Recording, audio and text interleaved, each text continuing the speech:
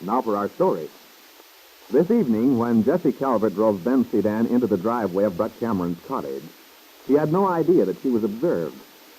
It was a bright moonlight night, and the air was clear and still. Across the river, Aunt Mary was visiting with David Bowman and Bill Meade. They were sitting in the garden, and the sound of the motor had floated across distinctly, prompting them to look toward Brett's house, which was exactly opposite David's. Bill had recognized Ben's sedan and had commented on it with surprise. Ben Calvert visiting Brett? It seemed an odd combination. But it was not Ben who got out of the car and walked quickly along the cobblestone walk which led to Brett's door. It was Jessie whom Brett welcomed. He grasped her hand and pulled her inside. Gently, Jessie released herself, walked over to an easy chair facing the window. Brett followed and sat down across from her. So far, neither one of them had said a word.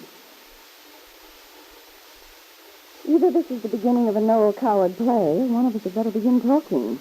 All right, darling. Talk if you like. Although, in a way, it's too bad to break such a meaningful silence. I'm afraid the significance of it escapes me. Did it, Jessie? I don't believe it. Why not? There's a tiny vein in that lovely white neck of yours. It gives you away. When your emotions are, shall we say, engaged, it throbs quite noticeably. Oh, rot. Oh, no, darling. I found it a very useful barometer. Remind me to wear a scarf next time I visit you. Ben ought to be proud of you, Jessie. Nobody could say you don't put up a good fight, but somehow I think I'm gaining ground. Don't be too sure of yourself. You might be awfully disappointed. I'm not worried. I'm a patient man, Jessie, in my own way. Well, I didn't come over to match wits with you tonight. Why did you come? Are you confessing to an overpowering urge to see me? Oh, for heaven's sake, Brett, can't you be serious even for a moment? You know how worried I am. I want to know what happened today. Did you talk to Judge Willoughby again, or the district attorney? Do you know... No, wait a minute. One thing at a time, darling. Well, tell me, you're just doing this deliberately, teasing me. All right. I had an aunt once that said I had a mean streak. Maybe the old girl was right. It's so much fun to have you concentrated on me with this burning interest. Very flattering. It won't be flattering if I walk out on you, and I'm going to in just about 1 minute if you don't... Temper. Oh, sometimes I hate men. But where there's hate, there's also love, Jessie. Not necessarily. Goodbye, Brett. I'm going. Jessie, Chip came back today. She did? When? How do you know? I called Bowman's house. The maid told me. She said Mr. Bowman returned early this afternoon. Oh, she's back. In Huntsville. David took her to that new sanitarium over there. She's back. Yeah. But did Willoughby follow through, and he must follow through. It's his duty as a guardian of the law and so on. So what do you think will happen? Will they get out a warrant or something? Drag her off to jail? I don't know quite how they'll handle it. But the wheels are in motion. All we have to do is sit back and watch things develop. If I were only sure how Ben will react when he finds out. Well, personally, I think it'd be best if he didn't find out for a few days. Yes, I suppose it would be.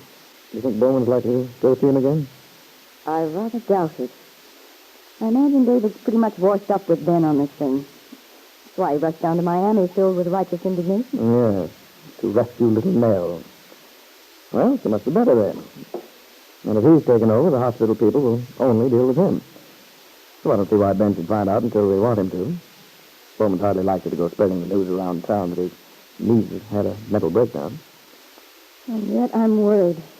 But why, Jessie? I wish you'd take this thing in your stride. There's nothing to worry about. Yes, there is. I wish I was sure Ben wouldn't weaken. Well, he hasn't so far, has he? Even when his brother-in-law went over and gave him what for abandoning his young. I know. But you see, I managed to keep reminding him of the fact that Kit's probably pulling some stunt, just pretending to be ill. Now, if he finds out she really is... Suppose we cross that bridge when we come to it, huh? I'm not surprised with you, Brett. What? You seem to be taking this business very much to heart. Why shouldn't I? You wanted me to help you. Yes, I know. But, frankly, I'd never think of you as being altruistic. You're always so careful to look out for yourself. But what do you expect to gain by helping me? Well, I look out for myself, of course. I'm a fool not to. But in this case, Jessie, I'm working for both of us. For both of us? Mm-hmm. But so long as I'm Ben's wife, and I've been perfectly honest with you, I intend to go on being his wife. Have I ever quibbled about that? No, it's what puzzles me. You give me this Don Juan approach, and then you... But I don't tell you to divorce Ben and fly off with me to live in blissful poverty. Of course I don't, my dear. It'd be sheer idiocy. We're grown up, Jessie. We both know what we want. I know what I want. And so do I. To put it briefly, you want money. Ben's money. All right. Put it briefly, if you like. I'm all for you, darling. That's what I want. And it's for both of us. I'm not working blind, you know. I had a very definite goal in mind. You've said that before. Maybe I'm being rather dense, but I don't understand. You'll know when the time's right. Meanwhile, is there any reason why we shouldn't enjoy ourselves? I don't know what you mean by that. Perhaps I'd better demonstrate. Oh, Jessie, you're a very delicious creature. You know it, too. Let's get together. No, Bread. A little different from Ben's technique. And that perfume you're wearing. Darling, do you know, when I first met you, you never guessed what made me decide to become better acquainted. What's that? The back of your neck. There's something utterly adorable about it. I made up my mind right then that I think we ought to kiss it. Like this. Bread up. Relax, darling. You know you want to. No. No, I don't. All right, darling. You have a drink? No. Yes. Oh, yes, I will. Just a short one. Don't be afraid. I'm not going to fly you. Just a little something to calm your nerves. I know they need, darling. That barometer of yours again. Well, they're handy, just the same. Here you are, darling. Feel medicinal. Thanks. Oh, cheer up, darling. Don't look so upset. Everything's going to be fine. It's all very well for you. You're not in the middle the way I am. So many things can go wrong. I can't help worrying. I'm afraid when Ben finds out Kit's really ill, he'll decide to stand by her, regardless of the perjury and everything else. And then everything I've been through, all for nothing. You can't tell what'll happen. Even supposing Ben does forgive Kit. You're thinking about money. Man can always change his will, Jessie. Either way. But if all this hadn't happened... It did happen, though. You've got to be realistic.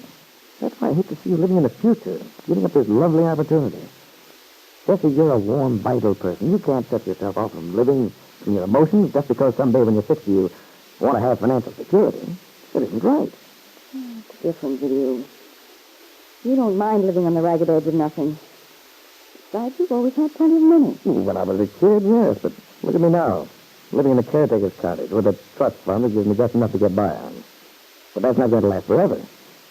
If you don't trust me, Jessie, we'll both come out of this with everything we want, including each other.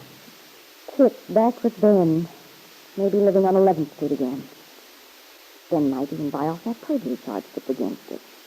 Pay off the grudge or something. He'll do anything to protect her once he decides to take her in again. Jessie, you don't know what he'll do. Not yet. I think we made a mistake, Brett. We should have let well enough alone.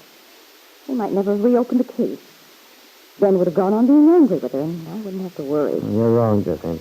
And if Kit's really ill, really has a mental breakdown, I feel almost guilty about it. She's always kicked me around, but even so, if her mind's affected... Oh, stop it, darling. You're building yourself up to a first-class guilty conscience, and that's silly. Oh, I don't know what I think anymore. Well, look at it this way, Jessie. Regardless of your relationship with Kit, that girl did get up on the stand and deliberately lie after taking an oath to tell nothing but the truth. Just remember that. According to the law, she deserves to be punished. All we've done was to act as instruments of justice. And whatever Kit gets, she's got coming to her. Jessie Calvert wanted to believe Brett, and yet she wasn't happy about it. Jessie was a selfish woman and a revengeful one. She had good reasons for hating Kit, but she wasn't totally cruel. In fact, she was capable of real sympathy if her emotions were aroused. Once she'd been deeply in love with her husband, Ben. And tonight she couldn't help being uneasy when she thought of what might be in store for Ben's daughter, and of her part in bringing it about.